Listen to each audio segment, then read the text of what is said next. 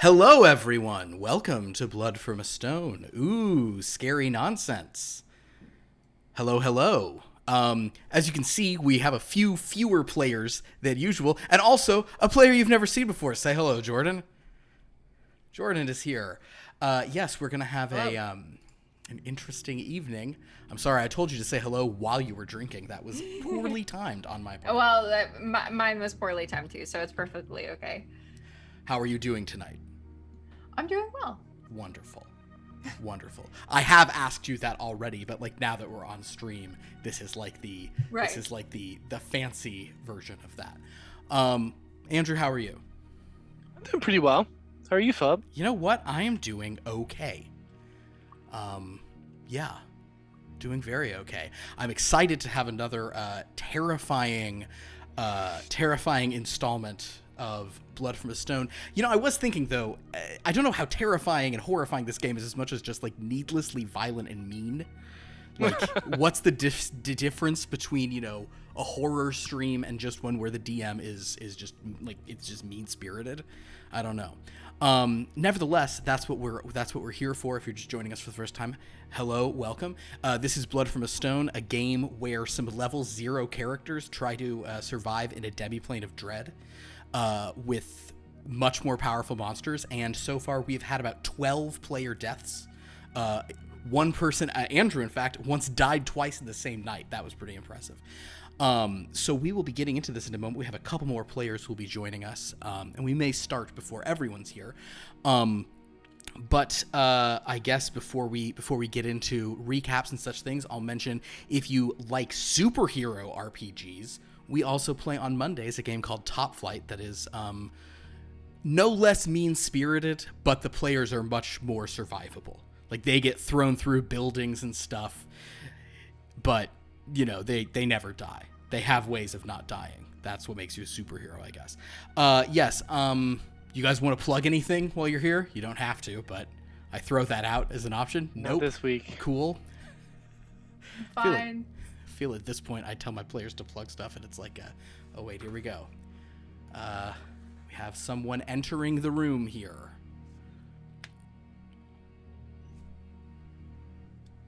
Well. Well. I want to apologize to you here on stream for not having reached out earlier. I really thought you'd already left town. I thought you said you were gone on like Thursday or something. It's okay. No. It's okay. But I'm so happy to have you here. So this is Dan.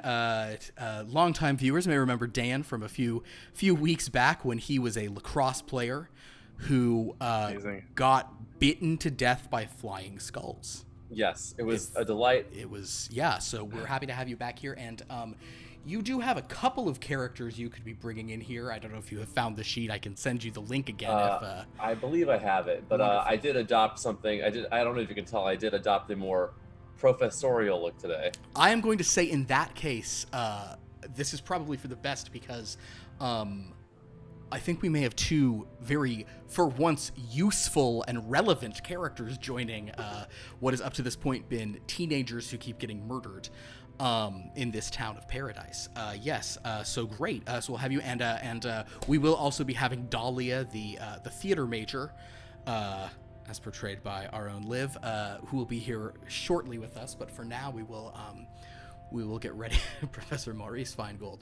Oh, that's great. So Maurice and Annabeth. So I'll kind of bring up how the two of you are involved in the goings-on of the game here. But the first thing I'm going to do tonight, I was requested, I always begin with an invocation, and it was requested by Andrew that we have a weird invocation this week.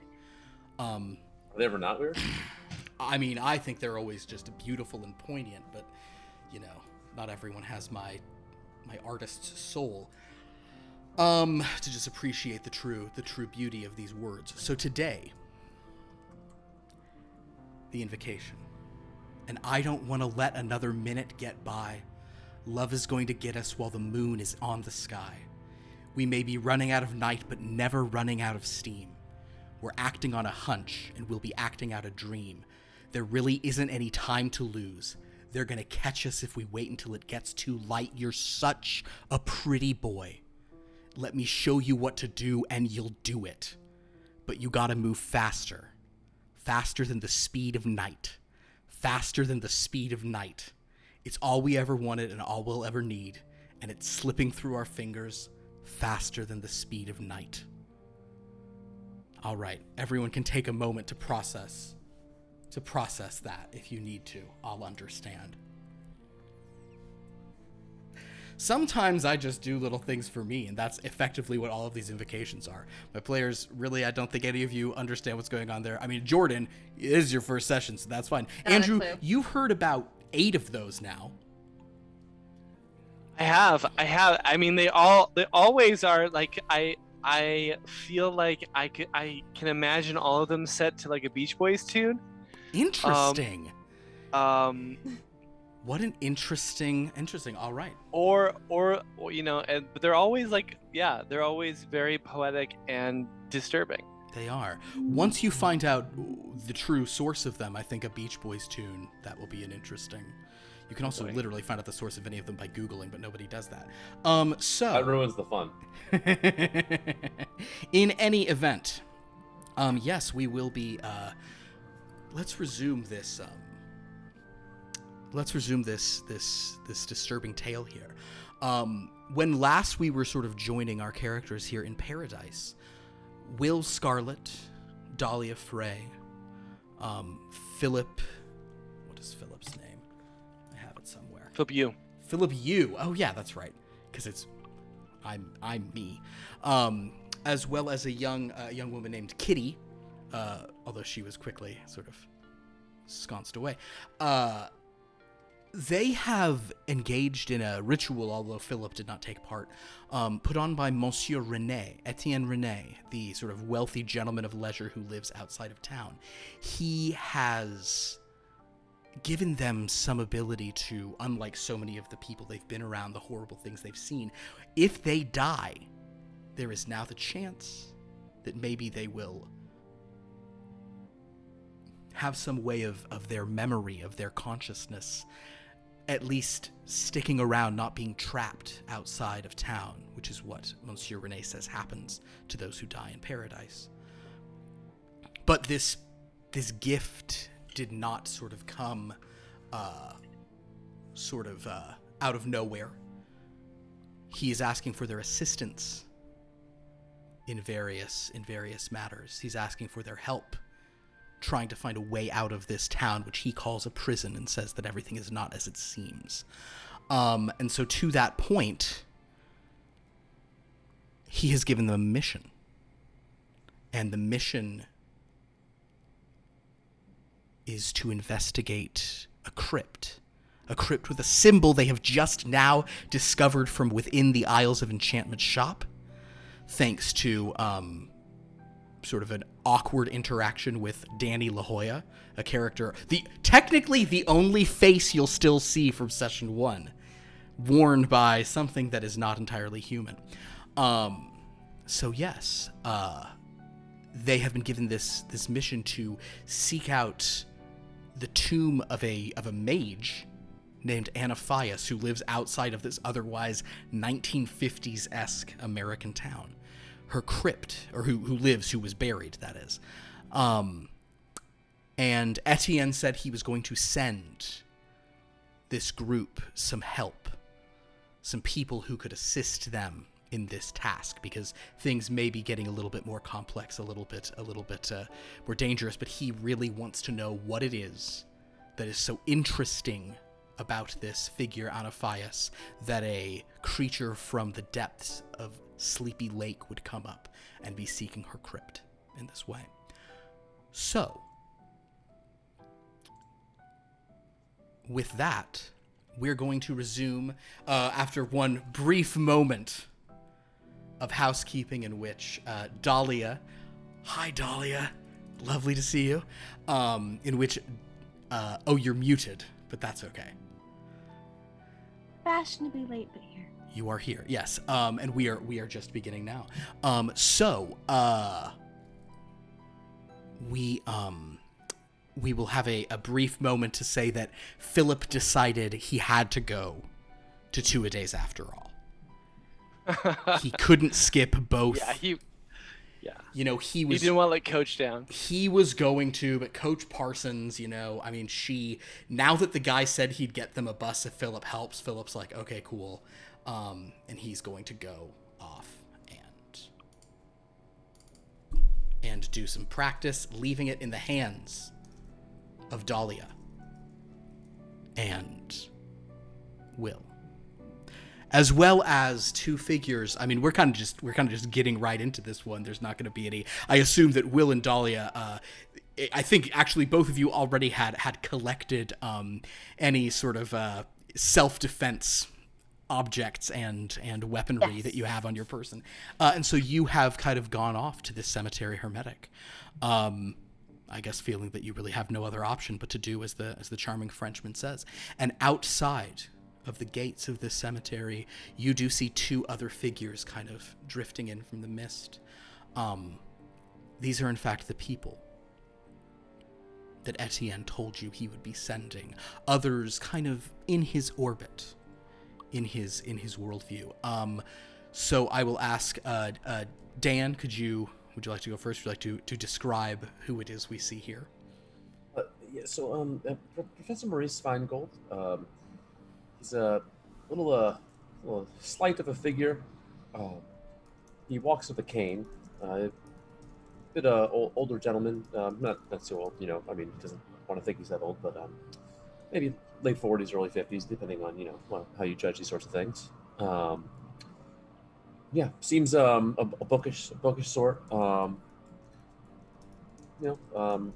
Glasses, sharp eyes peering around, kind of gray hair at the temples. Seems unshaven.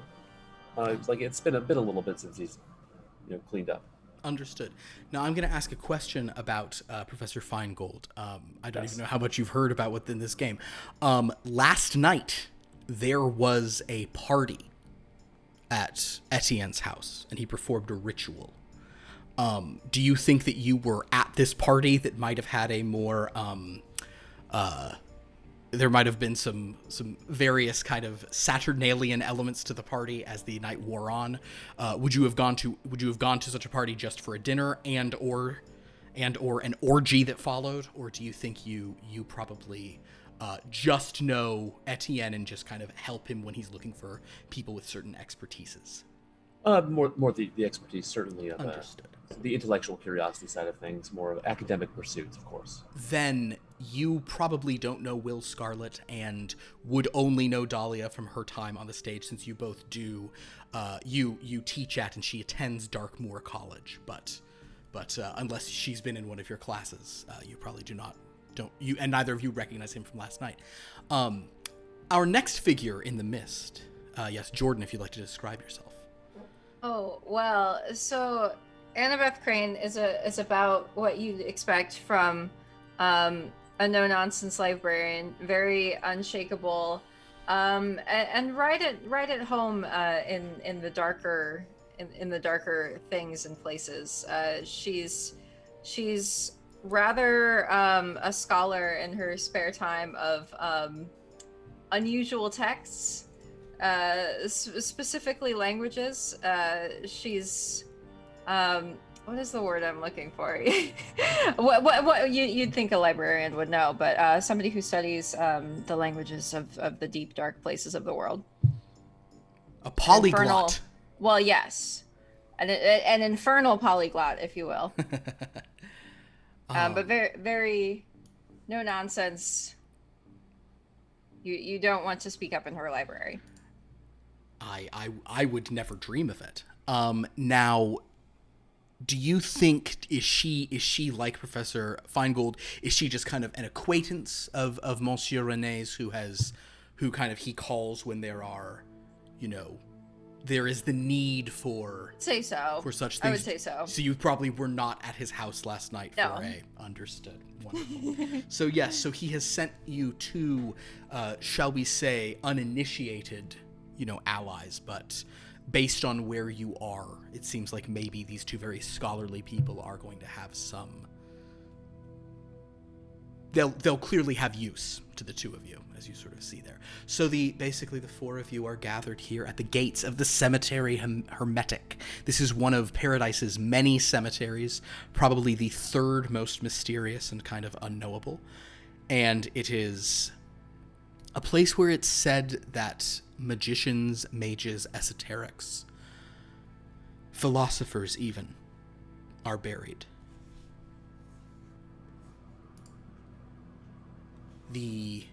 As often happens in Paradise, though, it was only, afternoon when you set out on this. By the time you get here, the sun is beginning to set, or at least the clouds which obscure the sun are giving way to a darker night. Overhead, it is cloudy. Mist, since you're on the outside of the town, swirls oppressively in all directions. But you can see the cemetery open before you, and there are bright lamps throughout it. You're standing at the gates, which are pristine. The outer wall of the cemetery is overgrown with ivy and stained with mud, water. It doesn't seem to be taken care of, but when you look inside, the inside of the wall is pristine, as are the perfectly manicured grass lawns that stretch about. And one thing that is notable is that the just shockingly white sort of footpaths laid out here seem to branch in odd directions, almost as if spelling symbols, numbers, kind of throughout this very picturesque, very tranquil space. Even from here, you can see there's at least 5 or 6 sort of larger sort of structures, bigger tombs or mausoleums, and then there are numerous even smaller ones throughout. These lamps, kind of just street lamps basically, which are all beginning to glow, as if being turned on by some central, perhaps a gas lamp, perhaps it's electric, but they're all kind of softly glowing together as it's getting darker. And we will now, we can allow you to meet these two figures who are sort of also entering the same spot. You two are the help? You two are the help? I thought you were the help. Fascinating. Fascinating indeed. I mean, to be honest, I was expecting, I don't know, something supernatural, or I don't know. My boy, please. Yes. Yeah. You can't fathom. You can't possibly fathom. You would be surprised. Okay, good. All right.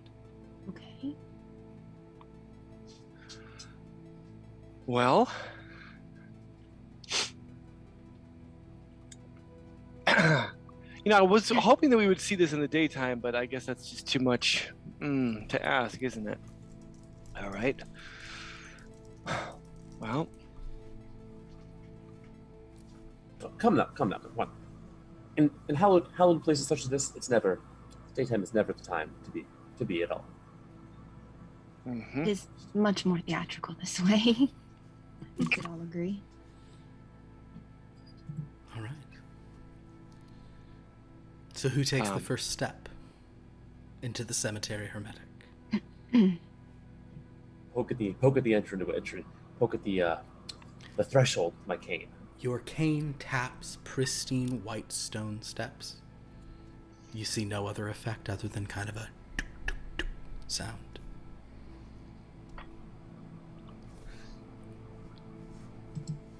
Well, that seems secure enough. Should we? Let's do it.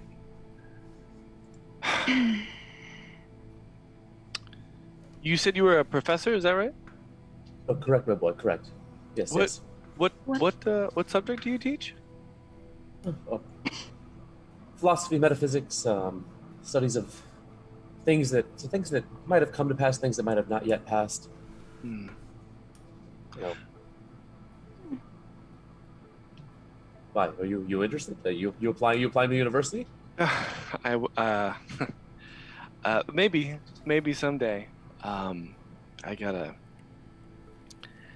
Yeah, well, if I can afford it, yeah, I'd love to. I mean, that'd be great. Do you? What? How do you feel about the redistribution of wealth?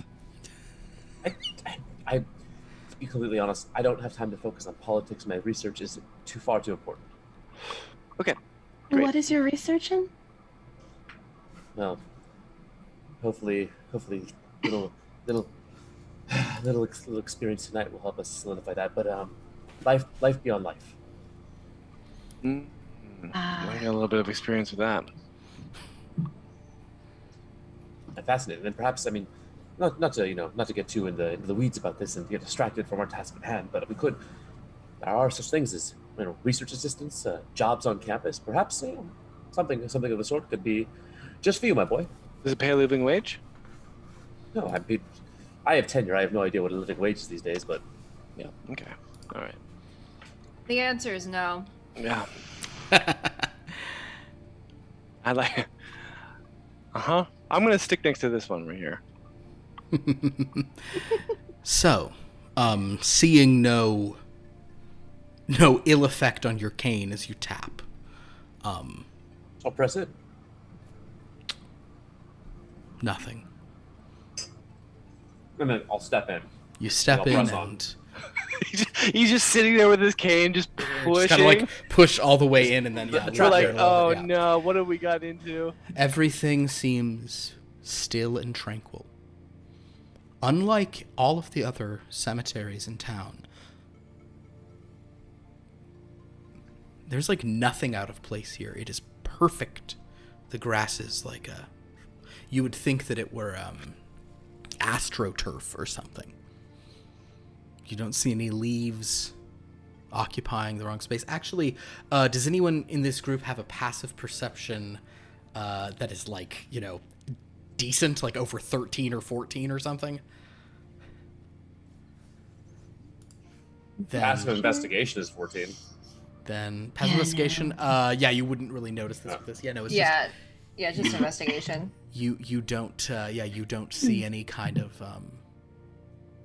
it just looks perfect. And there are several sort of larger structures. As I said, there are 5 kind of like bigger, mausoleums or such things, and then several smaller buildings around as well. Everything does seem to be very like perfectly placed and sort of meticulously arranged. And there are these like nice broad footpaths of white stone that have been carved amongst the greenery. Is there anything in particular you're all looking for? And obviously, the two experts who showed up, you were just told to go and help. But if Well, I think we're supposed to be looking for. Did Dahlia give us the copy of the symbol that we're looking for? Kitty did, yes. She gave you the. Oh, sorry, yeah, Kitty. That's Kitty right. did, yeah. Kitty gave you the symbol. It is the and it's, if you are describing it or even I guess holding it up to these professors. It's like a seashell and some other I stuff. think why don't let's have both of our scholarly types go ahead and roll an Arcana check, looking at this symbol. Ooh. Do you want them in chat, or would you prefer we say them? Oh no, please say them. 24. 24. Delightful. Mm-hmm. Only a 12. Only a 12. Professor Feingold, you've never seen this symbol, but Annabeth, this is exciting. This is the symbol of Anaphias. It is basically I don't know how much you, Jordyn, know of. It's the symbol of the triple goddess, so it's kind of 2 crescent moons pointing in opposite directions. However, in the center of this one, there is a pentagram, and then sort of hidden amidst the pentagram and extending slightly out from the side is something called the Elder Sign, which is a mark of great protection. So it's kind of a combination of 3 different symbols. Okay. Ooh. So, you recognize that, Xanaphias, and I would say with the 24, though for reasons you really probably can't explain, you've never ventured here before, despite your obvious interest in these subjects.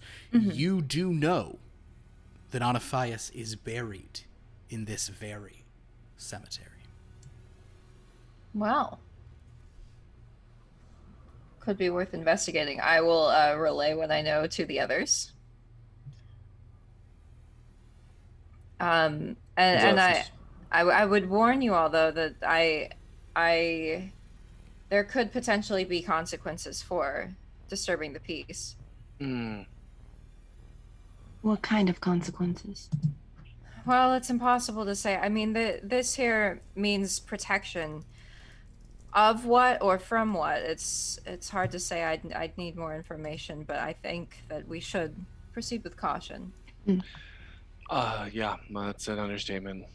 I mean, we should always proceed with caution. I mean, one of the fascinating things that I've come across in my line of research is, did you know that the number of cemeteries per capita paradise is 4 times greater than that of the surrounding areas? Did you is that makes not... a lot of sense. Yeah. Should we go look for this symbol? I suppose that's why we're here. I suppose so. Wonderful. So, you begin making your way across, and I am going to ask this question, and I hate how leading a question this is, but I feel that I need to ask it. I'll actually ask Lucas, how are you all walking? How are you searching? Very, very quietly. Very quietly, okay. I am. And where are you stepping? Such a leading question. Oh.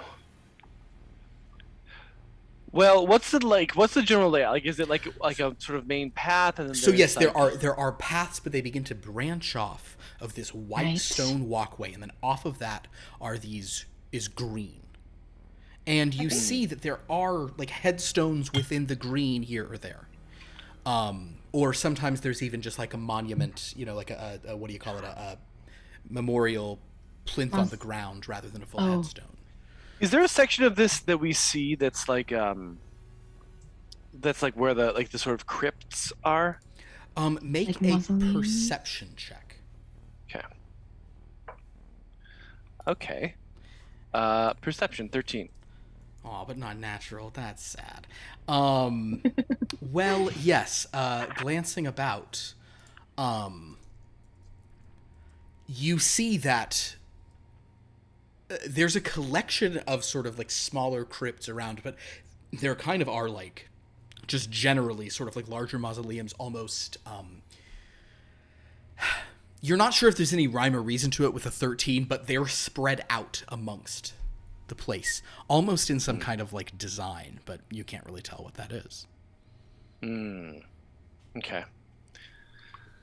I mean, I have a hunch. I don't know, but that if I were a mage and wanted to protect something, I would put it in something substantial.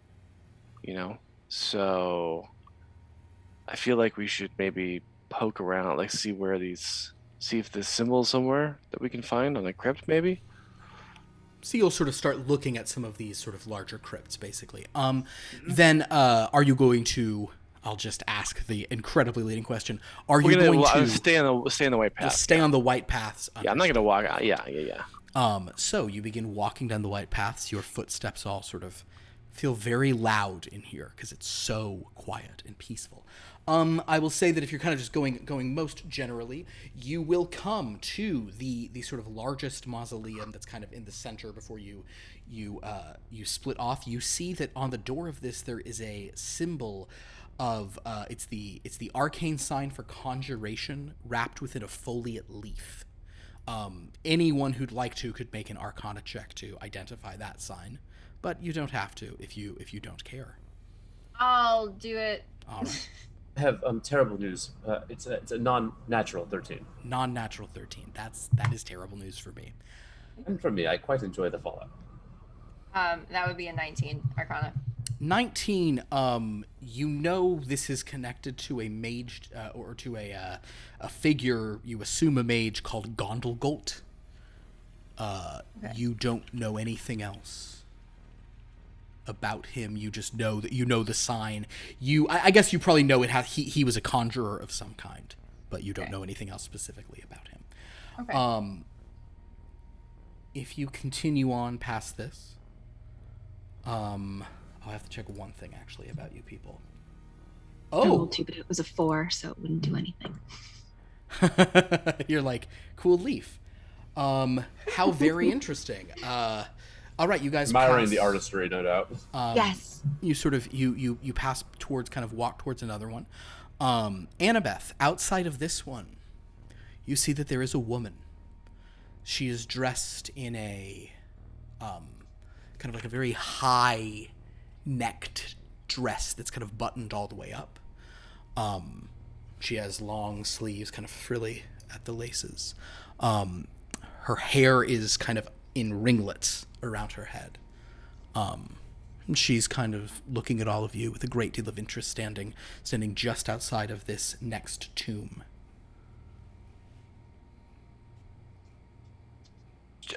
Real woman? You do not see her. Okay. But Annabeth, she seems to be looking at all of you with some degree of interest.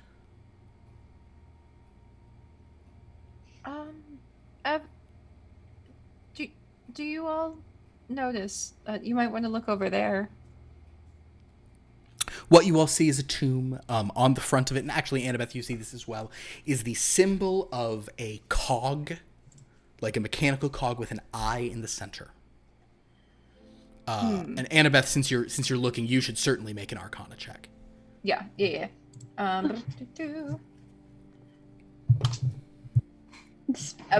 Believe it or not, another 24. Another 24. That's very exciting.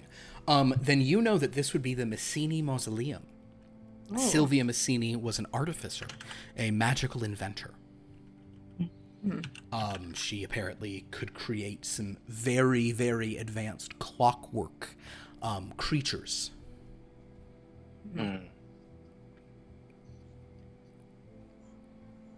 Well, And with a 24, the woman standing outside of this mausoleum, whom you can see and who seems to be sort of noticing her, is the spitting image of Sylvia Messini. would I be able to tell if she's alive or dead? Interesting. Make a perception check, I suppose. Okay. Just to see if you see anything ghostly floating around her. 8. She looks very alive. All right. Everyone. Right. Now that she pointed out, do I see her or no? You don't. Okay. I'm not really seeing what you're seeing, Annabeth. What? There's a woman over there. And Interesting. There is a woman over here, yes. I am here. Oh, you have a mind on you. Are you not all hearing this? Am I here? Are we hearing this? Unless your intelligence is 15 or higher, none of the rest of you can hear this. Oh no, I have a 10 intelligence. So close. And I'm that was very interesting about who brought for this, because I came up with this, and then the two of you are my players this week, and I was like, oh, how funny. But she is sort of saying, oh, you must have a mind on you, my dear, yes. My name is Sylvia. Welcome to my mausoleum. Were you coming to pay your respects to me? My remains will be so grateful for the attention. Well, you see, I unfortunately haven't brought anything for tribute. I'm pish just posh. here. I don't need anything for tribute. Why are you here, my dear? Just simple research is all. Oh, But if historical, well, digging would be, I feel an offensive word. Charming. The others of you just heard what Annabeth said. Just, she's talking to a wall. Are we supposed to be exhuming here? No. Annabeth, do you have any undiagnosed schizophrenia or? Is she all right? Listen, you Are you seeing you something? really can't. Oh. You can't see her. I can't see it, but I completely believe you are seeing something supernatural. Yeah, no, I also believe you. I was just hoping that maybe you were off meds. No, this is not. I wouldn't say this is a typical occurrence for me. Well, you should come around here more often, darling. You're very intelligent, and that is why you can see and perceive me, even in my deceased state. What's she? Okay, what's she so talking about? it's a ghost. I just figured you all might like to be aware. Is she a friendly ghost? Oh, so if she far. weren't friendly, we would probably not still be standing here in the same manner we are. I'm very Well. friendly. I only wish to help. What is it you're up to? I can direct you if there's... I won't be offended if you're trying to visit some other mage's home. Well, so she wants to help. If we're looking for, say, something specific. Do you want to tell her about the thing? I will tell her about the thing. Understood. Anafias. Oh. Well, her tomb is... Her tomb is well protected. You will need assistance, I think. You should come into my tomb. I can tell my own guardians to let you in, and perhaps you can find things that will aid you in what awaits. What's she saying? Let me consult. Of So course, please, she dear. she wants us to come into her tomb. Mm. And she says that she'll call off her guardians Okay. and help us. Do you believe her? And also, yeah, do you believe her? It's a very, very good question. How's my BS detector here? Why don't you make an insight check? Let us find out. And I'm gonna roll a die over here for no reason. I'm just Oh, rolling no. one, just so that I'm also rolling one. Like I just don't want to be left out. Yeah, not a deception check or anything. Oh dear. Oh dear. Oh. 17. But was it a natural 13 by any chance? No, it Nobody was wants me to have- a natural 17. I'm trying to help you out. Nobody wants me to have any fun. No. Listen, you've got me and Dan in here tonight. It's gonna happen. Ah, that's fair.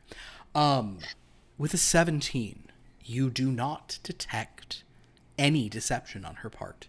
She seems entirely devoted to trying to help you. Listen, I spend a lot of my time around miscreants. She seems fine. Do you know anything about her historically as a librarian? Like, do you know any of the stories of her? Your Arcana was so high, I'd like you to roll a history with advantage. Ooh, okay. You've clearly read right. up on this person. You recognized her symbol. So the first one was a 9. Okay. Let's see what we've got. Natural 1 plus 3 for 4. Oh man. But it's at advantage, so it's the higher one. Right, yeah, so 9. So a 9, all right.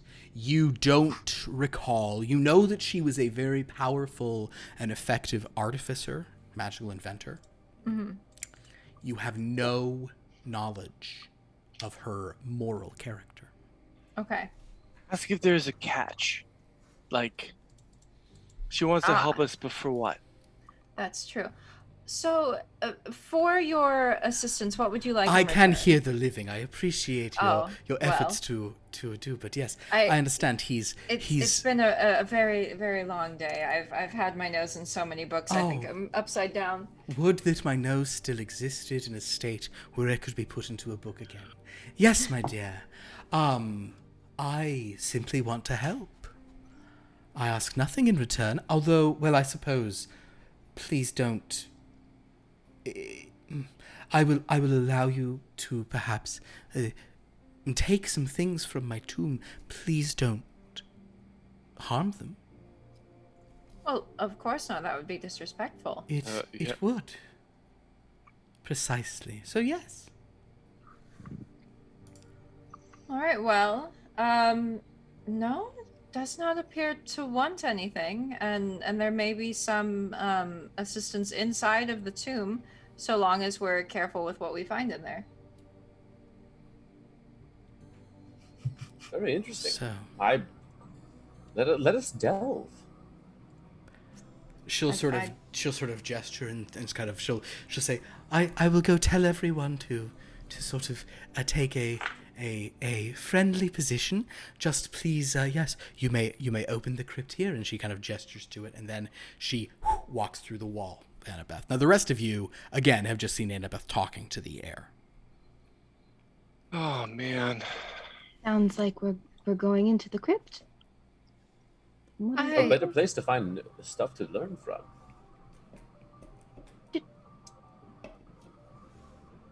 I'm so sorry. From which you we can learn. How dare I? If you, Professor Dangling Participle, They called me back in college. Oh, goodness Dr. Dangler, gracious. huh? Annabelle, if I trust your judgment. If you want to go in, let's go in. I mean, I hope that we're not walking headfirst into a fate worse than death, but, what does anything matter? What does anything matter, indeed? Mm-hmm. So All right. Well, I'll lead the way, you I can suppose. go forward and sort of open this door. It's a heavy door, but it is not locked. And within, you see there is a sort of a sarcophagus, kind of as they, not like a Egyptian sarcophagus, kind of a large stone, a stone coffin box, a coffin within hidden. You see that all of the walls in here, the stone walls, are they have beautiful carvings of complicated gears and machinery, and you do notice, even with kind of the perception just in this group, that occasionally pieces of it seem to actually be like a real cog here or there. I'm gonna stay just outside. You're staying just outside, gotcha. The others who are stepping in, it's pretty dark in here. Does anybody have a means of lighting the way? No. Then The light of knowledge and learning. as you're kind of in the dark, you will hear the voice say, "Oh, so how cruel of me. My librarian, my dear, here, just take 2 steps this way and reach out your hand. Okay. Just here, there, and if you follow the instructions that she gives, your hand touches a smooth, sort of like a smooth round sphere of some kind. It feels like marble, and it's about maybe 18 inches in diameter, maybe 12 inches in diameter, something like that. Okay. Volleyball sized. Yeah. Okay. Yeah. And she will tell you, if you simply say illuminate. Oh. Illuminate. And this drift globe that you've Eliminate. just touched begins to glow and hovers in the air, shining a sort of a bright, cool light over the chamber. You see that in front of this sarcophagus, standing perfectly still, you almost thought they might have been like part of the ornamentation, are 2 cobras reared up, and they appear to be made of metal. They appear to be clockwork, and they are utterly still at the moment. That's very unnerving.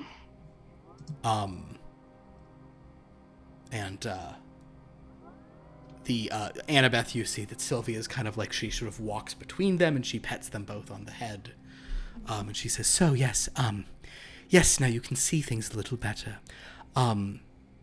So yes, I was thinking that if you're going in there, it might be good for you to have some enchanted items. Oh. That would be helpful, right?" Very generous, yes. Yes. So here, come to the side of my sarcophagus right here, and she'll kind of direct you over and say, you will see a small, a collection of gears. If you touch them in the proper sequence, a drawer will come out, and within is something that may be able to help you. Ooh. Well, proper sequence, you say. Mm-hmm. All right. Okay, so I'll go look at it. Is there? Yeah. She'll tell you the sequence. Oh. Like if you're willing Oh. to do what she says. Oh, okay. Well. Yeah. Yes. Okay. If you tap, tap, tap, tap, the rest of you, again, it looks like she's talking to no one. You do, however, notice that as she goes back there, those two cobras, their heads are following Annabeth as they move. Mm-hmm. Yes, so, and as you open it up, within there is a dagger, but it's covered in gears on both sides. Ooh. Go ahead, What? you can take this. Oh. It is one that I Thank- sort of enchanted and artificed myself, yes. Well, thank you so much. What are the functions of these gears? Ah, yes. Well, this is a clockwork dagger. So you see it, if you wind the gears thusly, this dagger will, it basically always makes the same attack, you see, my dear. It doesn't require the wielder to possess any skill. Oh. How very useful. Thank you. It is, yes.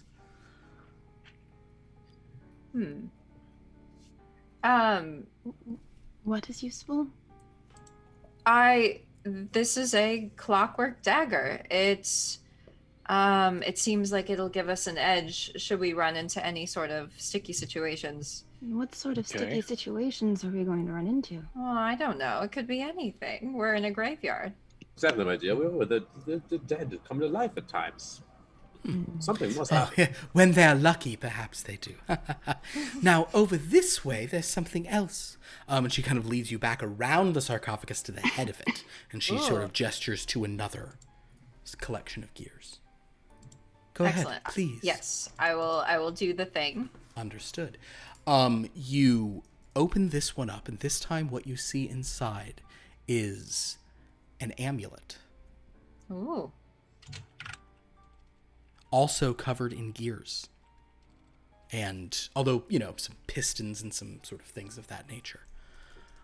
She says, this is an amulet that will keep you, not so much safe, but if you are ever grievously injured, you can attempt to have this amulet sort of, or how shall I phrase it?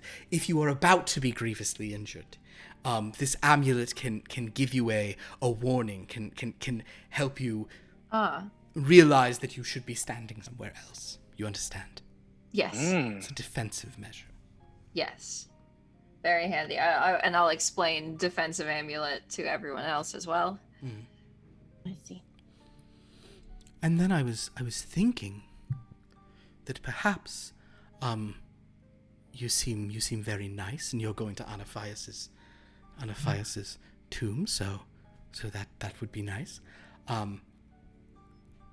I was thinking that perhaps I would send someone with you. I cannot send my cobras. Oh, well, no, of course. You need those for you. No, but there is a clockwork creature who is hidden here. My greedy family did not get all of them. One has remained here with me, but this one, you must return, please. And if anything bad were to happen to it? Oh, well, I would be very sad, but I suppose the right thing to do is to help you, but perhaps it would be better not to risk it, yes. It would make me so sad not knowing that she's safe in there. If something were to happen to her, I will ensure that you are compensated for her loss. Well, it is hard to compensate the dead, my dear, but I appreciate the sentiment. Yes, that is so kind. And she will again tell you a collection of things to do. You do so, and this time you're not doing this on the actual sarcophagus. It's against like a little wall at the back, and a wall panel slides up, and a brightly plumed mechanical peahen walks out. Ooh. It's painted in a variety of colors. And she will say, "This is Beatrice." Hello, Beatrice.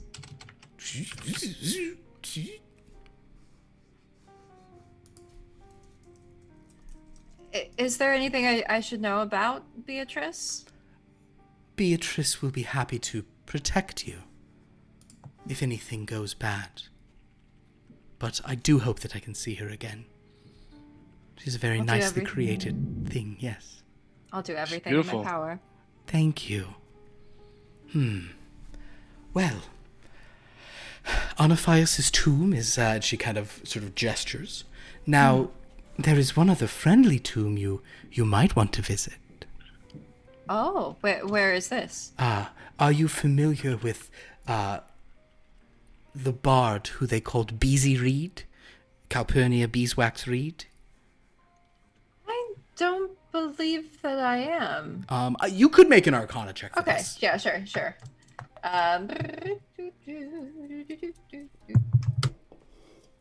15. Beezy Reed does not really ring a bell to you, no. Okay.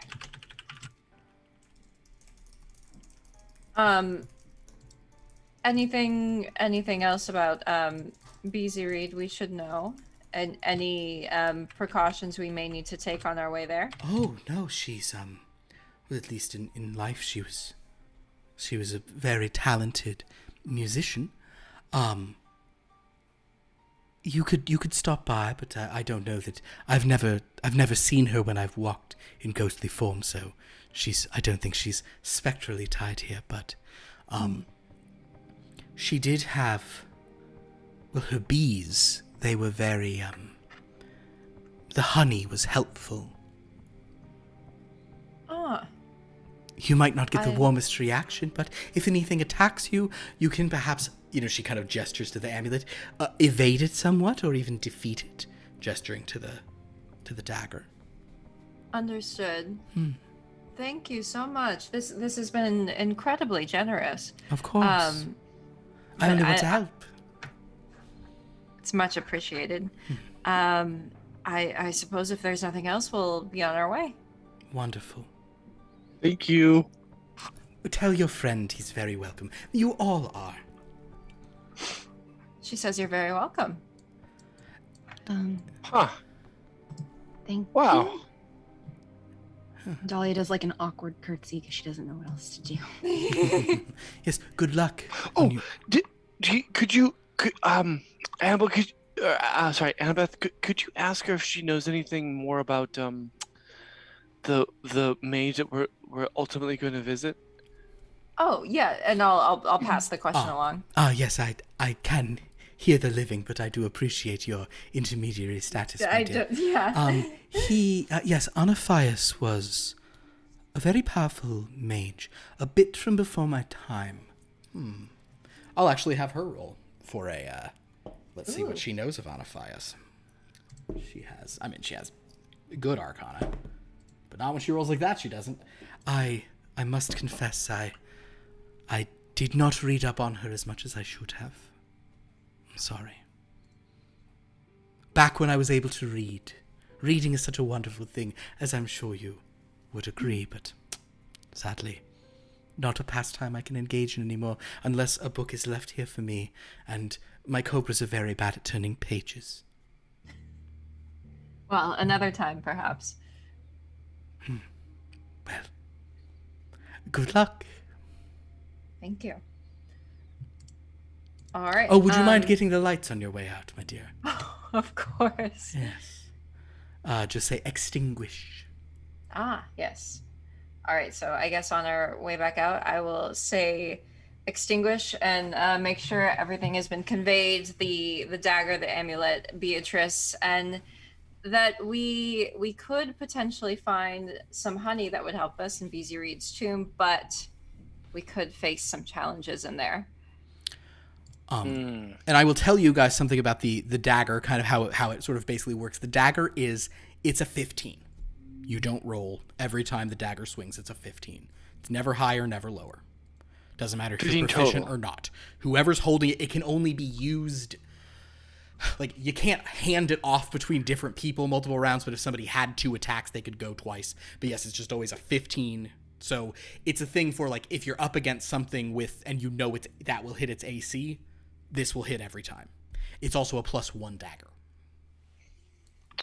I don't really need that. I mean, I would love to have that amulet, but the dagger, I've got something else that I can use. Oh, please, yeah. If someone would like the amulet, I may. All right, I go and I take it. I may have need of the dagger if nobody else does. Well, I have. If I'm in a situation where I'm using a dagger, then all things have gone terribly wrong. Oh, you sweet man, you. I'm not saying I haven't been in the situation. I'm just saying it's gone terribly wrong. We've encountered some fairly troubling things, so but yes, I do have my own protection. Well then, as any young woman should. If there are no objections, then I'll take this along with me. What do you all think about this?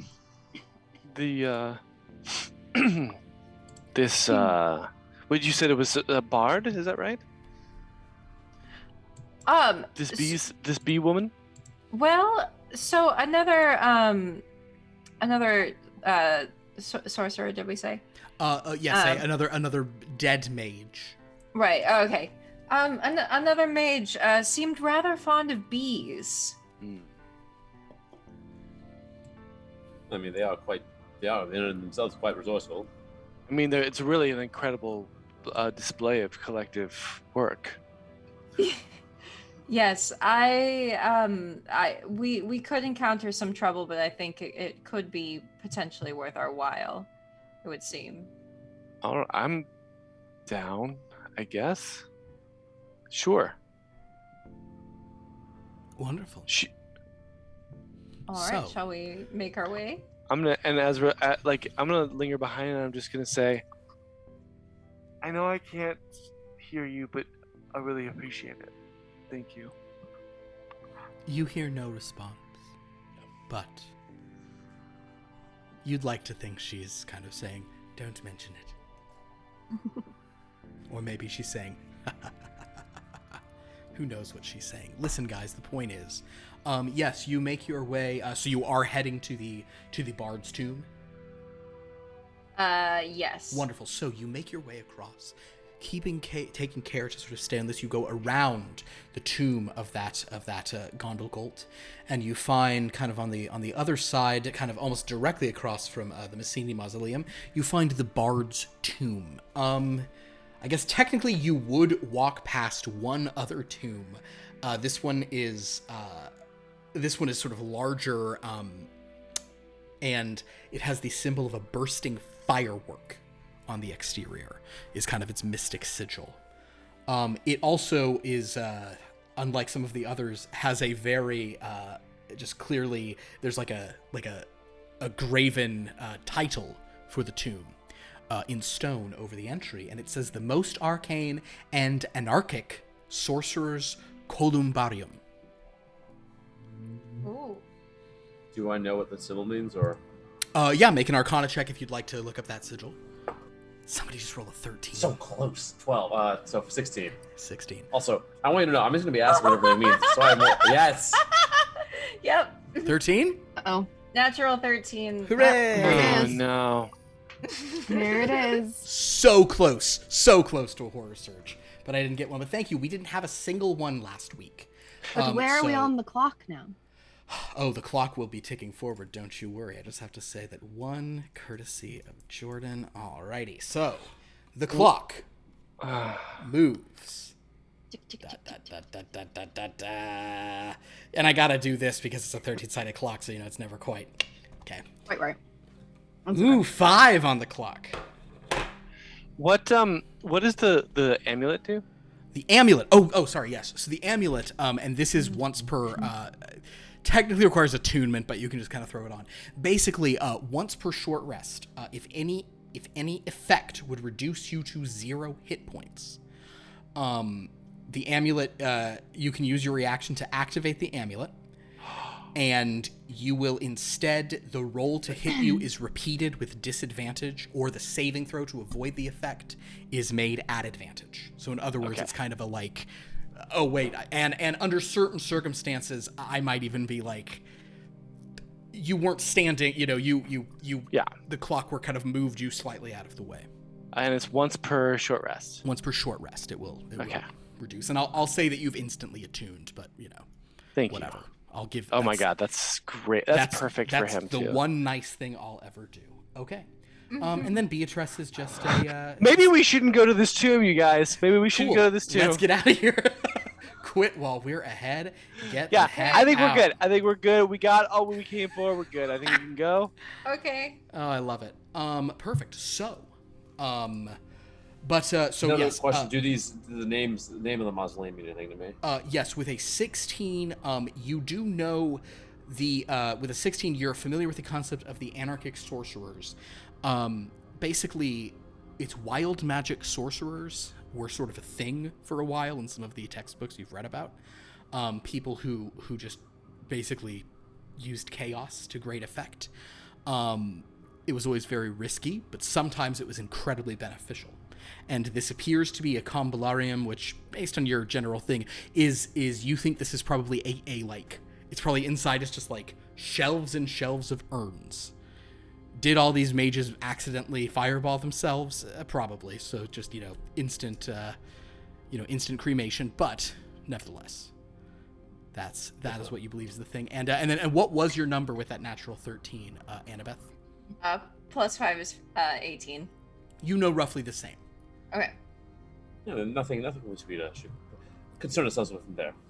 Yeah, probably that's a high risk, high reward, but let's face it, mainly just the risk side of things. Okay.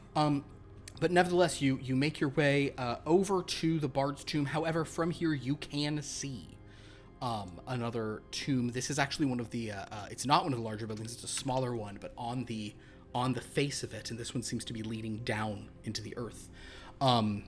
You see the symbol of Anaphias.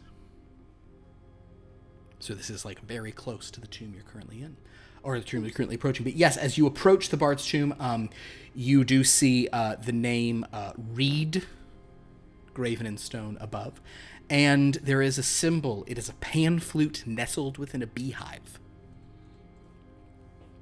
Okay. Does that have any significance?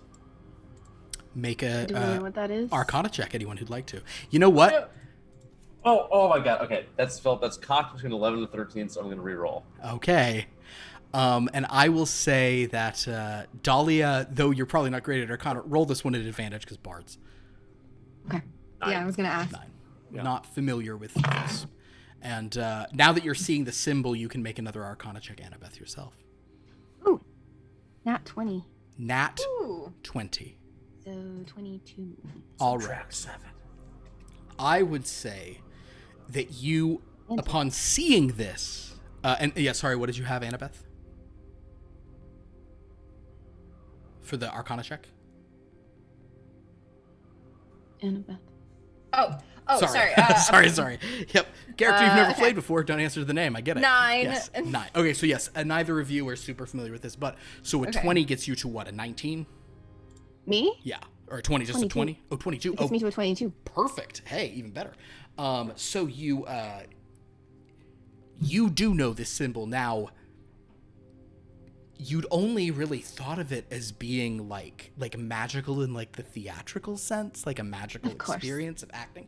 But you do know that at Darkmoor College there actually is a like one of the old kind of like improv troupes called themselves the Beesies. They were like a musical improv troupe of sorts.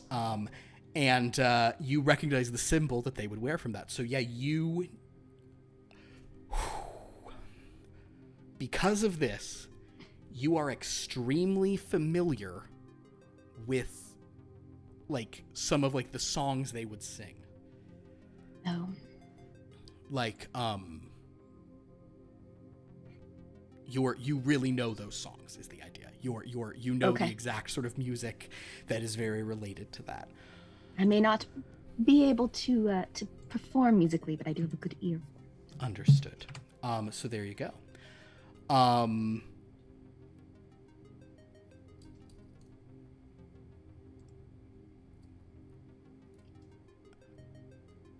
Yeah, I think okay, yeah, you would know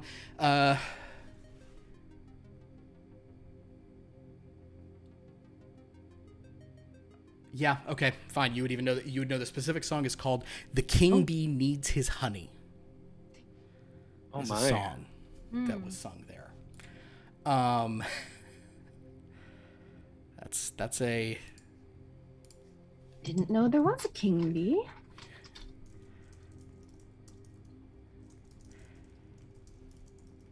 So.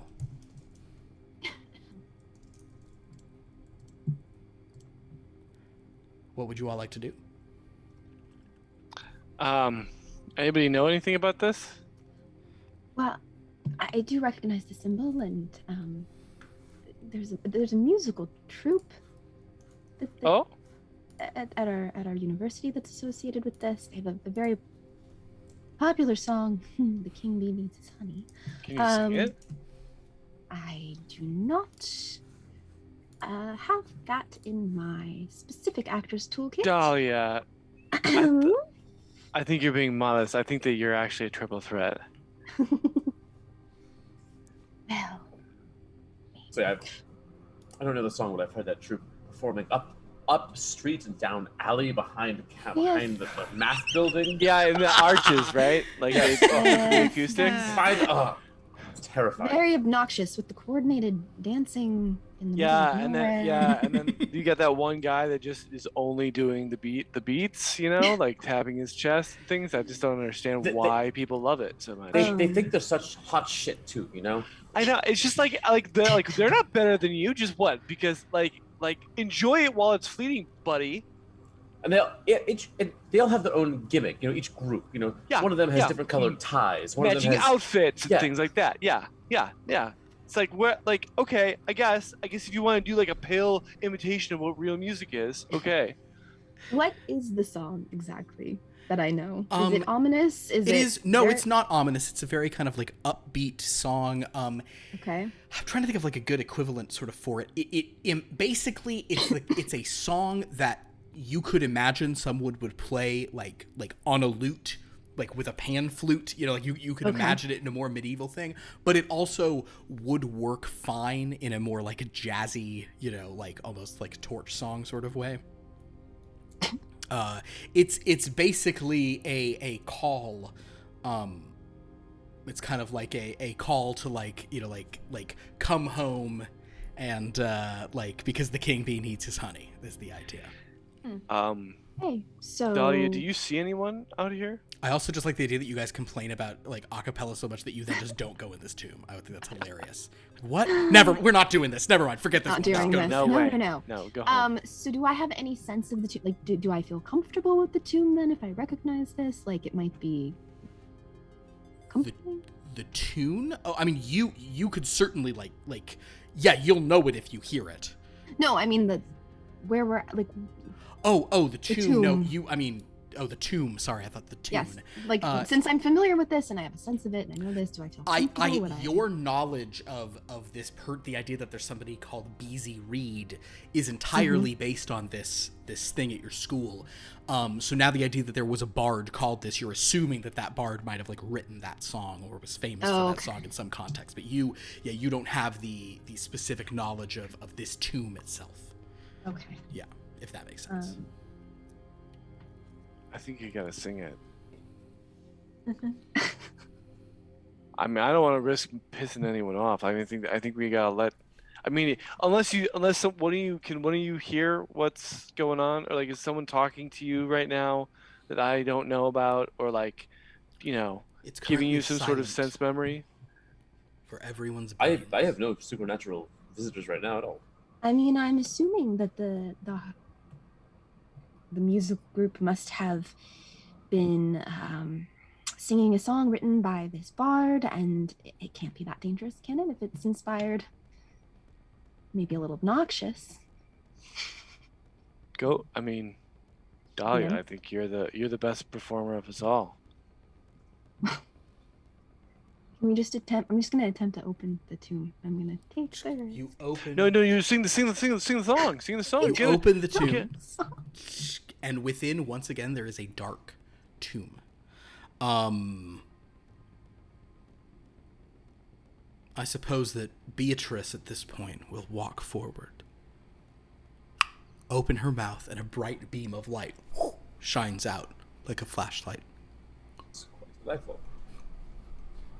Kind of like that. Sing the song. And what you see within, there is it's kind of like a round chamber, resting on several kind of little like plinths around are musical instruments. And on the far wall, there is an urn.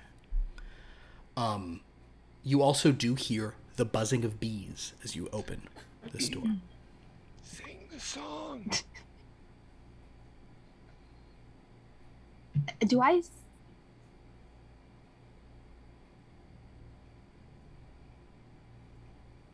Sorry, I don't see Beatrice though. Do I? Oh no, Beatrice is so Beatrice is a like mechanical Yeah. peahen. You all see Beatrice. Oh, okay. Beatrice is a Sorry, I got peahen that is confused walking about around and something. has a flashlight in her mouth. Got it. I got confused for a second. Yes, Okay, yes, no, Beatrice, she's and not then the ghostly. bees, She's and then I was thinking it was a bee thing. Yeah. Okay. Oh yeah, I did too actually. I was like, oh god, there's a Oh, thing like, that's shining a light. Beatrice. We opened it up. Yeah. no, Beatrice is just there. She's shining in. You can tell there seems to be like buzzing bees here or there within this tomb. Is anyone allergic? I don't know to find out. I was never much of an outdoor child. All right, so Okay. What are all of the musical instruments that we see? you see, funny you should mention. Allow me to pull up that page. You see a lute, a lyre, a bandolore, a mandolin. You see 2 harps, and I thought I had them all memorized. Now I gotta look them up. That's embarrassing.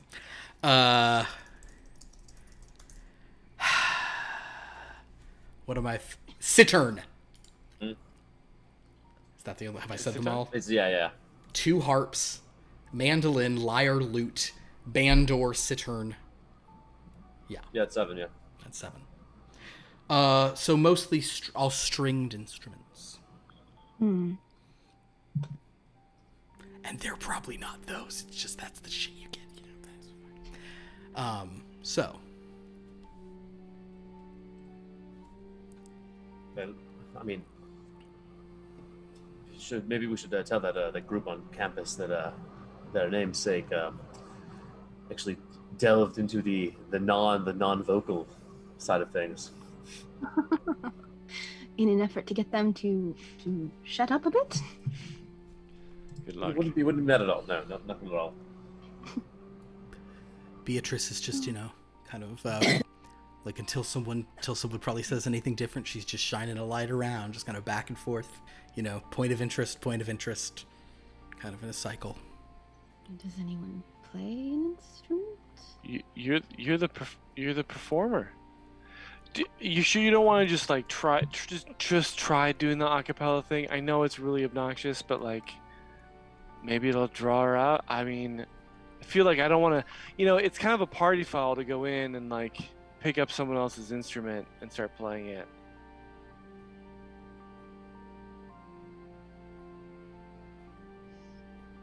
I mean, young man, what is it I've heard them saying on campus? Not your instrument, our instrument. Mm-hmm.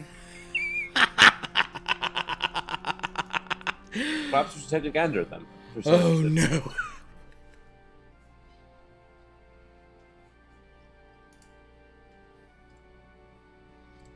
I really don't think that I should should even attempt to do that.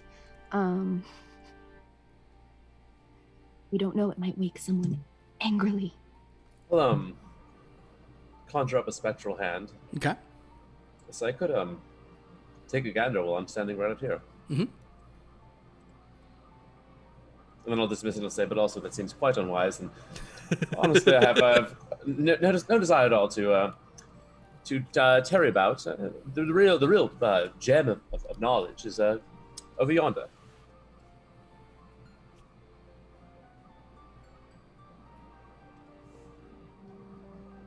So the question is, do you enter?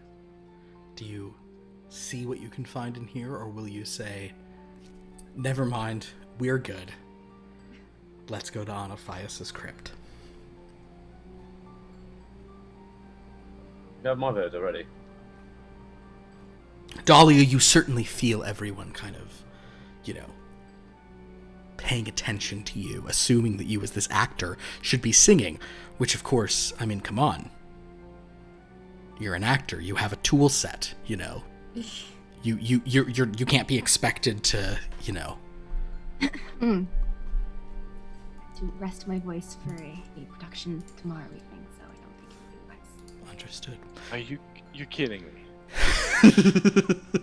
You're kidding me. I'm very, very serious. I think it would be wisest.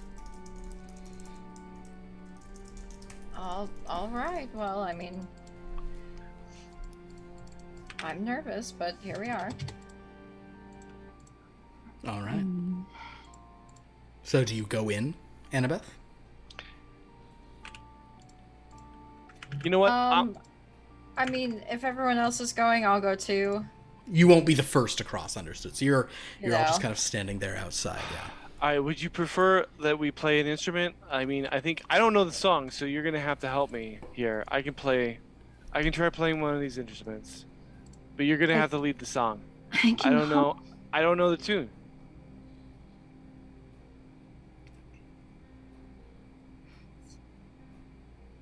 Okay. Well, I mean, yeah. All right, so you're going to try to sing the thing. Yes, sure. All right. I can try to sing the thing. So Dahlia will step forward and she will sing the song. Just go ahead and make a performance check. You remember enough of the words. Thank you. Just roll a performance. I like the idea of Dahlia, don't make me sing. Don't make me sing. I simply can't. And then just rolling a natural 20.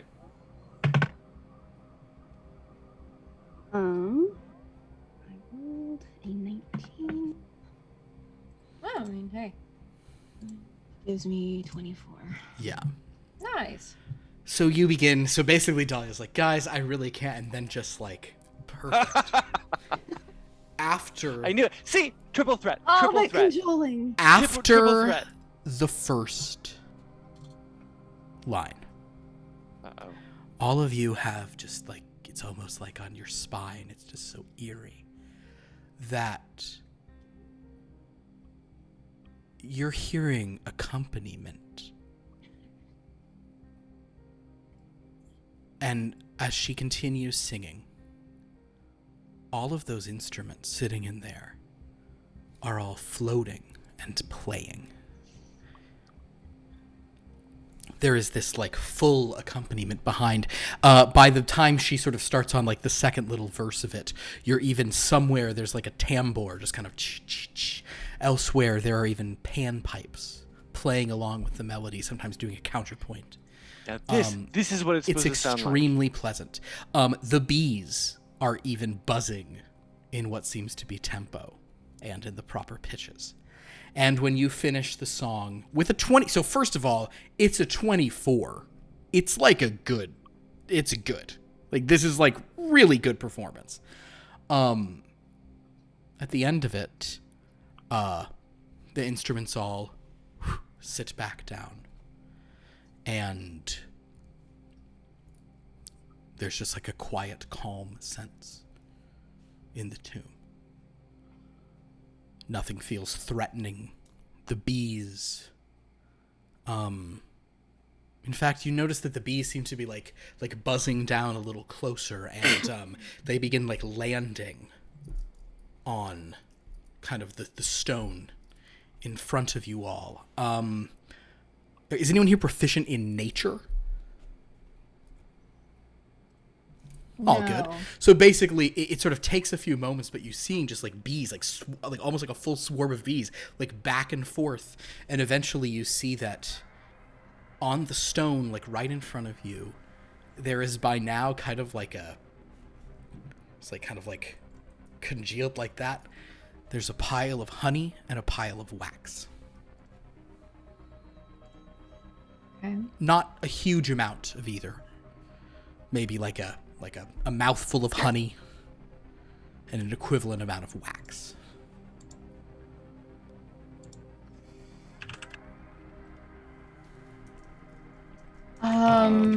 Anything in there I can see that might like have any like writing on it or.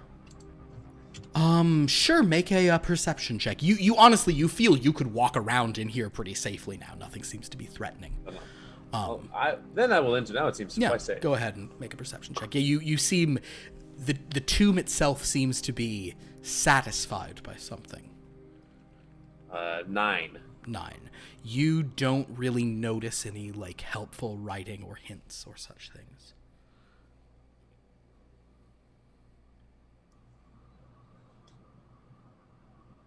I guess, Dahlia, the only thing I'll say for you is that you did have you had a 22 on your Arcana. You do know that oh God, I just realized something. Well, whatever. You do know that the Beesies, they just go on and on about how healing honey is to the throat. Like they swear by honey, like coating their throat with honey and all that kind of nonsense. Right. The wax.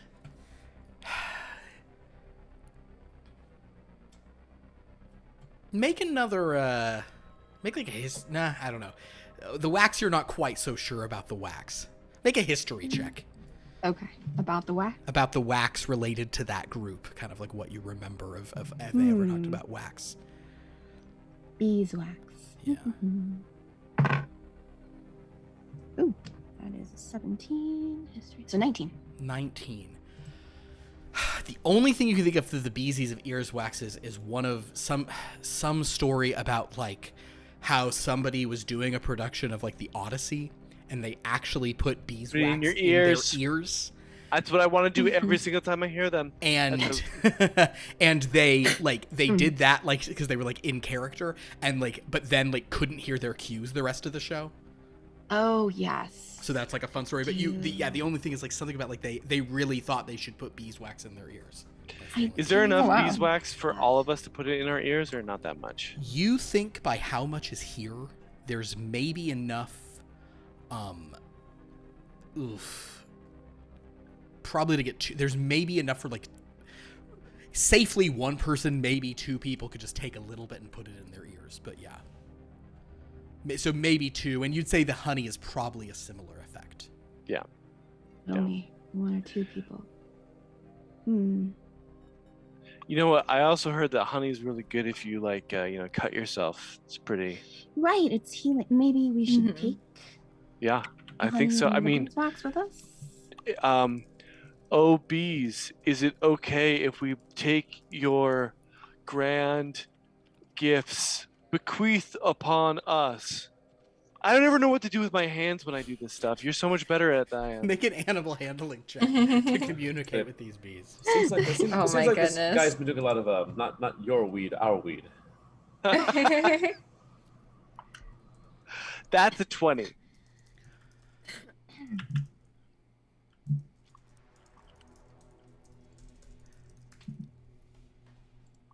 A couple of bees kind of like buzz down and they go like 4 or 5 bees just all kind of go like this. Buzz, buzz, in a very, very distinct, like, that gesture. Like, go ahead. Go ahead. Oh. Yeah. With their little bee hands. Like, oh, yeah. Yeah. These are the best. One, actually, because you rolled a 20, I will say that a bee flies up to you and it lands on your lip. Oh, shit. And then it flies over and it lands on your ear and then it flies away. All right. All right. Mhm. Here's my hunch is that like you Even eat the less you by eat the bees. wax and you you eat the honey, put the wax in your ears. I think we're all set. I'm stoked. I mean, worker bees are an incredible representation of collective work, and Yes, but they are anyway, ruled I over can by go a on and on monarch, about that. aren't they? Yeah, that's a good point. Mm. And according to the song, she's just saying 2 monarchs. Mhm. I'm gonna that's a good point. Ooh. So really, they're more like drones. Well, hey, I'm gonna just see if I can whisper to the 2 bees, or that bee that came down, and be like, unionize, just unionize, and I'll walk Make out. an insight check. Could we hear him saying this to me? Sure. This is really bad. I'm rolling so well in the parts that don't matter at all. That's an 18. You see that the bee you're saying that to, you see like this other bee hovering there who really, really looks like a manager bee. And the bee you talk to is like moving the hell away from you. Yeah. Like That's it's okay. like not being associated with any talk about unionization. It's a marathon. It's a marathon. It's a Please marathon. don't Yeah. disrupt the bees, Will Scott. So basically not? there's honey and wax on the ground. You guys are saying you're leaving. What are you doing with the honey and the wax? They're in some sort of container, right? that No, we they can- literally just piled it on the Oh, ground. Oh. it's just so there's just loose honey It's kind of just like a little pile of honey, just kind of glooping, blobbing down. and kind of a glop of wax next to it. And there's maybe enough for like, it seems like a single serving of each. Okay. I'd allow you guys to maybe try to split it, but it's a single serving, quite frankly. Gotcha. Okay. Okay. Does anyone have a container that we could? No, I don't think we can just walk around with honey dripping. All right, let's go into a dungeon, everybody. Right. It's just sticky everywhere. Does anybody want some loose honey? There's Winnie the Pooh when you need him. Yeah. Well, he would eat it all. There I would don't be think no that would honey. be much You'd look use. over and it would be gone. Does anyone have any sort of container or device with which we could scoop this up? I don't know. I don't know. Hmm. I mean, is there anything around in the? In the crypt that we could Yeah. use. Not really. No, Or it's two. a pretty austere area here. Okay. Hmm. I mean, I'm sure somebody has even just like a handkerchief or something to just Yeah. kinda- Yeah. To like pick up the. Sure. You can scoop those things together. Okay, so yeah, you have some honey and some wax. You have a dagger and an amulet that is currently around Will's neck. The dagger is in Annabeth's hand or belt or whatever. Who has the honey and the wax? I guess I've scooped them up. Dahlia's got those. I've and then- I've used discarded caps from like makeup in my disguise kit. Perfect. There you go. Using lipstick Um, tube caps. There you go. And then yes, and then there is a small clockwork peahen sort of following around with all of you. So yes, you have certainly seen this other sort of smaller crypt, one that sort of leads down below, with the sign of Anaphios on the door.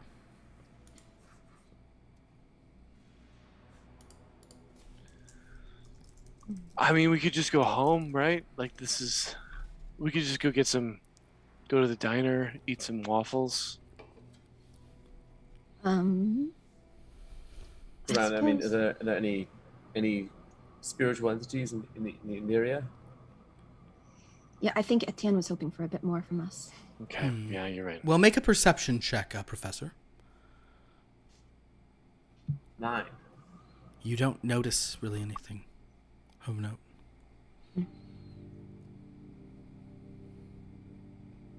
I mean, well, we could leave, although I think Etienne might be angry with us. Is Yeah, that- no, I agree. I think we gotta go through this. All right, Okay. I'm gonna try. So we're outside the tomb. You've walked out of that tomb, Hmm. and yes, the other crypt awaits. Well, if you guys want to go, I can. try hiding, and we tried. I don't know, leading. I just feel like something's gonna come out of there. I don't know. Is it? Could it be trapped? Maybe. I don't know. I just got bad. Yeah, We I just mean, know like a this- trick door or something. I mean, we could, I guess. Yeah, or a trick door, or maybe something's gonna explode, or someone will get turned into a horrible flesh beast, or It's grow an extra true. mouth on their face, or We I mean- were warned that this isn't the friendliest of areas. Well, should we see if there's anything that we can do? check through anything? Sure, you can go over and check. Absolutely. I'll conjure up my this spectral hand again, and I'll give it a little pat down. Oh, All right. Okay. So yes, from 30 feet away, you sort of pat the exterior. I'm gonna see if I can, like, while he's doing that, I'm gonna see if I can find a place to, like, squat down and get cover and sort of hide. Understood. Why don't you roll a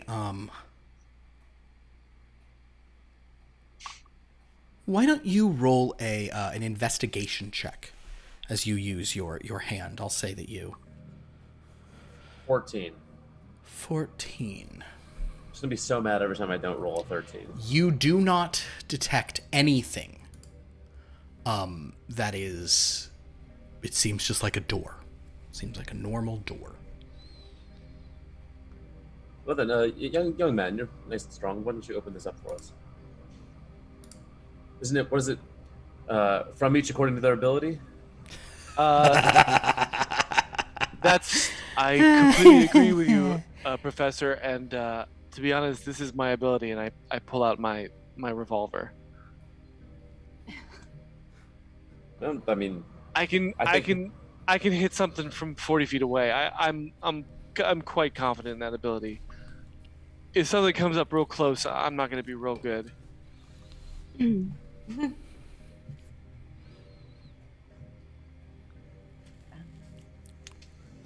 Beatrice is just shining a light on the door at this point. Not as necessary out here. There's sort of the lamps, but even so.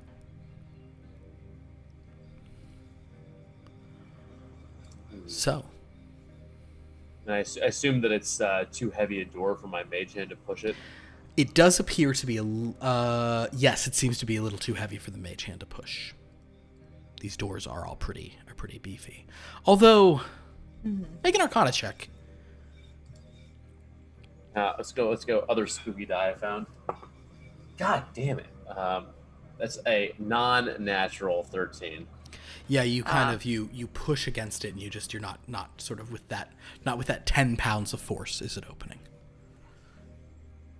Maybe someone should put in the earwax, the wax ear, and go in there in case there's something horrible that yells at us when we open it up.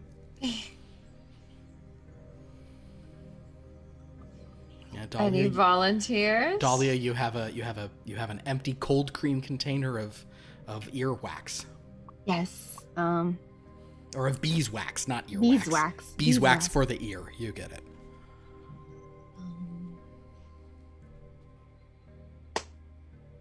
Okay. I guess I can. I will be intrepid. I'll cover you.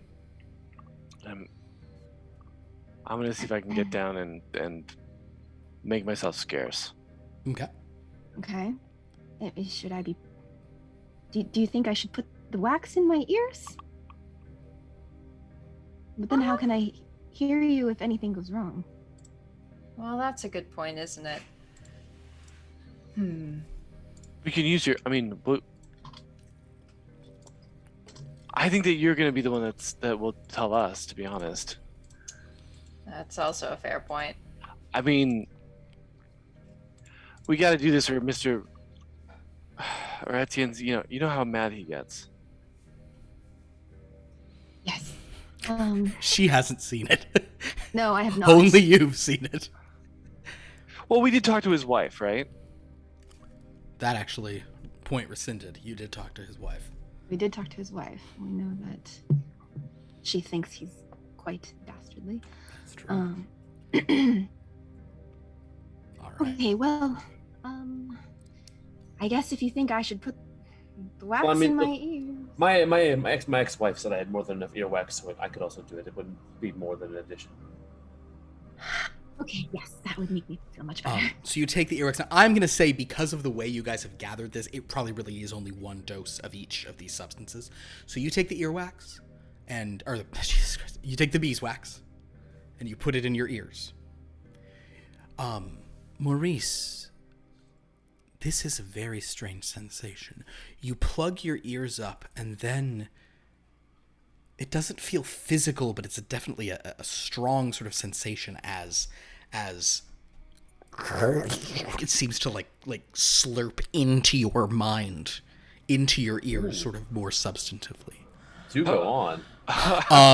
You kind of like, and like for a moment you kind of can't hear anything, and then your hearing returns, and it feels as sharp as it had been, but there's a steadiness now. I'd like you to make an insight check. This is a kind of a self-insight check. Well, you'll be pleased to know that's a natural one. I know the way I delivered it, yeah. You're not exactly sure what this is, but you can tell it was a very positive thing. Something has changed for the better for you, and you think it was a permanent change. Well, I'm certainly all about that. You feel abjured in some way. Ooh. You know, if you're looking for a guinea pig for that honey, I will take that as well. I think perhaps we should save it in case it's needed. Meta, one person should have only one of you should specifically have the honey. Oh my god. I didn't realize what the honey did. And one of you should take the honey real aggressive. Whatever. I mean, not that any of it matters. You all die in a couple minutes, but Well, of course. One can hope. I'll tell you sort of out of game. You're not really sure, Maurice, but you are now immune to being charmed or frightened. Ooh. Yeah. Very nice. Yeah. Very nice. The honey is similarly substantive in its effect. Well, I think as the performer here who you cajoled into singing, I may want to use it to help with my throat. I really do have a performance tomorrow that I need to be in very good shape for. So I'm not giving up the honey. It's mine. Are you eating it? Y'all made me sing for it. I'm not giving Don't it make to me you. sing. Don't make me sing. Are you consuming the honey right now? Yes. Defiantly. I forgot something about this. So you have the honey. Great. So you guys watch as Dahlia consumes the honey. All right, so Dahlia, what this honey does is it has the instantaneous effect of a tome of leadership and influence. So in other words, your charisma score increases by 2, as does your maximum for that score. Forgot what your charisma score was. It's only temporary. No, but... it's permanent. Oh. I mean, it's temporary in the sense that character's you're going to die, but you are going to die as a human being with a 22 charisma.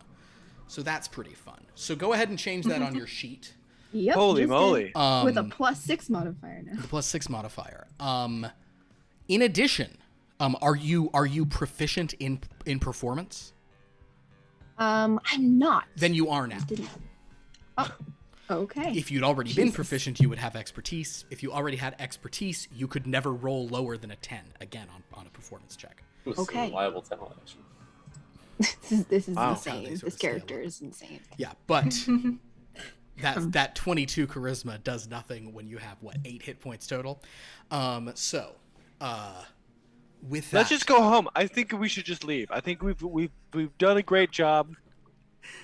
Oh You know, my it's God. really late. It's really really late. like it. I feel like I really like Will's response to all of this so much. I mean, well, we can. I think Etienne might be upset with us. I mean, what's the worst he could do, though, right? Okay.